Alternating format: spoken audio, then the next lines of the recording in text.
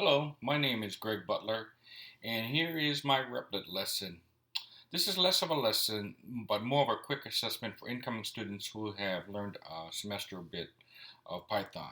I allow 30 minutes for them to finish, and the student can use any of all the resources available to them, sheet of paper, including google.com. The problem is pretty straightforward. I have the students code a simple calculator, and in the code, it should check the answers to 10 addition problems displayed one at a time. And the student has code that checks for total correctness. The problem assumes that the student is familiar with coding, in particular, the Python concepts of input types, both alpha and integer, storing them into variables, basic programming structure, print statements, if-else conditionals, random function and range, looping, cast, both string and integer, and initializing variables. And then additionally, for the super students, there is a stretch goal where they basically can use a function or two, one for obviously the random generator, and another one for the checking or perhaps for the looping process. And then checking that they have good coding concepts, good variable names versus x1 and x2. This could easily be turned into a lesson and have the class solve the problem jointly.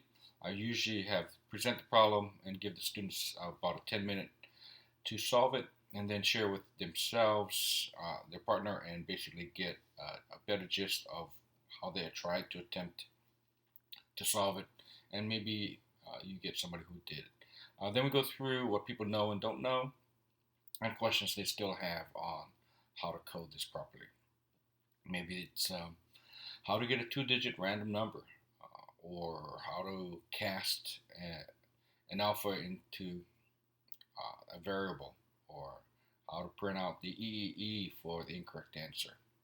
Anyway, after we get that surfaced, I will continue on and we'll work together as a class.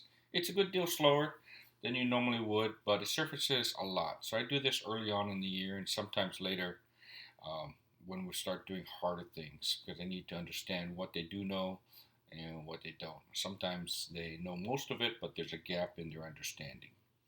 Many students will also want to just start coding this problem because it's on the surface it sounds pretty simple, right? We're just doing addition and checks and prints.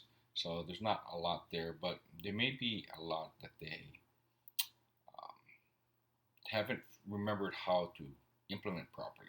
They may understand the concepts, but not quite sure how to do that. Or they may just go for the quick and dirty, where they just prompt for an input, check if it's right, spit out an answer, but they're not done, right? They have much more to do. Hopefully they create a function. Hopefully they check all the boundary cases. They may actually do two-digit versus just any random number. Lots of areas to go and make errors.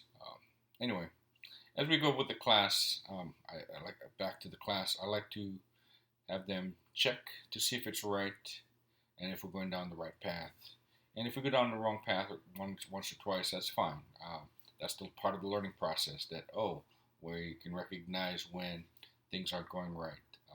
I do this in all of my coding classes. So that is the calculator problem. Thank you for your time.